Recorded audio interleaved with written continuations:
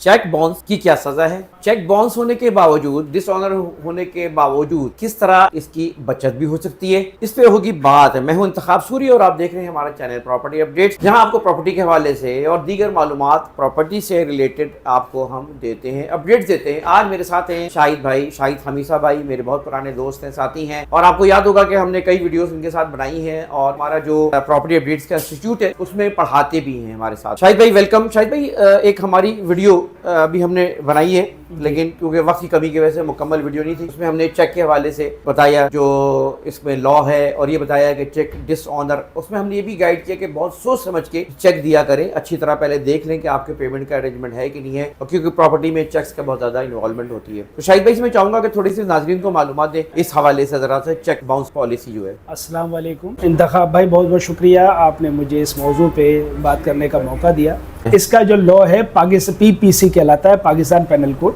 उसमें जो है 489F उसके तहत FIR होती है, जिसको इस पे ये होता है कि जनाब अब ये FIR हो गई चेक बाउंस के एवज। देखिए, चेक उसी सूरत में इशू किया जाए जब आपके अकाउंट में पैसे हो। पहले तो चेक देने वाले के लिए ये एक अच्छी चीज़ है, मगर सम टाइम ऐसा होता है कि चेक्स का मिसयूज भी हो जाता है ना। जैसे गारंटी चेक होते हैं, अच्छा कुछ चेक ऐसे होते हैं जो कैश के चेक होते हैं, कुछ चेक बाय नेम होते हैं, तो इसमें डिफरेंट चीज़ें हैं। अगर चेक पे कैश लिखा हुआ हो और वो आप कहते हैं कि फलाने साहब ने मुझे दिया था और ये बाउंस हो गया है, तो उसकी कानूनी हैसियत यूँ कम हो जाती है कि वो आपके बाय नेम नहीं है। बाय नेम जो चेक होता है उसको आप उस पर FIR रजिस्टर्ड करा सकते हैं, प्लस आपके पास एक एग्रीमेंट होना चाहिए उस बंदे से कि आपके पास लिखत हो कि इसने इस प्रॉपर्टी या इस मामले के एवज आपको चाहिए। ये एक बहुत ज़रूरी चीज़ है जो आपको समझनी। ठीक है। अच्छा, इस वक्त नाज़रीन को हम ये बताते चलें कि चेक की कंडीशंस मुख्तलिफ होती हैं। शाहिद भाई, ये से मैं पूछना चाहूँगा, क्योंकि एक तो प्रोसीजर क्या है, मतलब ऐसा नहीं होता है कि चेक जैसे आपका कोई डिसऑनर हो गया और फौरन FIR कट गई।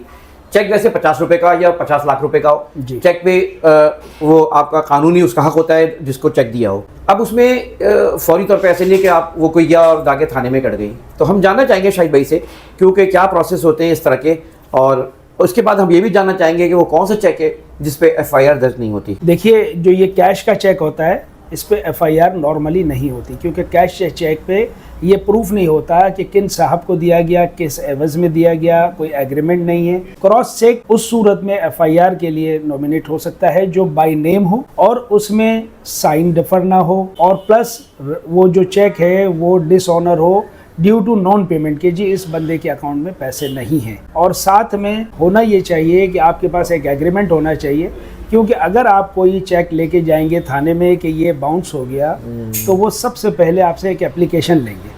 उस एप्लीकेशन में SHO साहब जो है उस पर इन्वेस्टिगेशन करेंगे, देन वो आगे भेजेंगे SSP साहब को उस पर FIR की इजाज़त के लिए। देन फिर उस पर FIR होती है, तमाम कानूनी तकाज़े पूरे किए जाते हैं और वो लोग बैंक में भी जाते हैं और बैंक से भी कंफर्मेशन करते हैं। राइट नाज़रीन, इसका मतलब ये है कि किसी भी चेक के बाउंस होने पे FIR इस तरह फौरी दर्ज नहीं होगी, बल्कि उसके पूरे आगे पीछे इन्वेस्टिगेशन होगी, और इन्वेस्टिगेशन जो डिपार्टमेंट है वो उसको IO हो या ऊपर उसका SP वगैरह हो, वो लोग उसको बाकायदा इन्वेस्टिगेट करेंगे।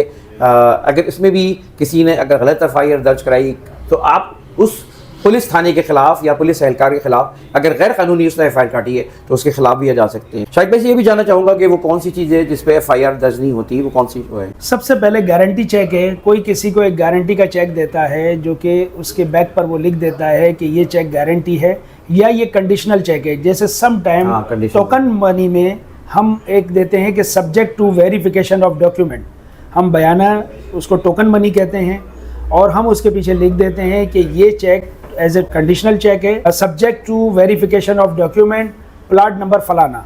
ठीक है, अब आपके पास उस चेक का मामला ये है कि आपने वो चेक आगे दिया और वो डॉक्यूमेंट वेरिफिकेशन नहीं हुए किसी भी वजह से, तो वो चेक जो है वो अगर वो साहब बाउंस भी करा लेते हैं, देन भी वो इस काबिल नहीं होता कि उस पर FIR हो सके। जी जनाब, ये PPC 489F ये लॉ है जिसके तहत ये FIR दर्ज होती है।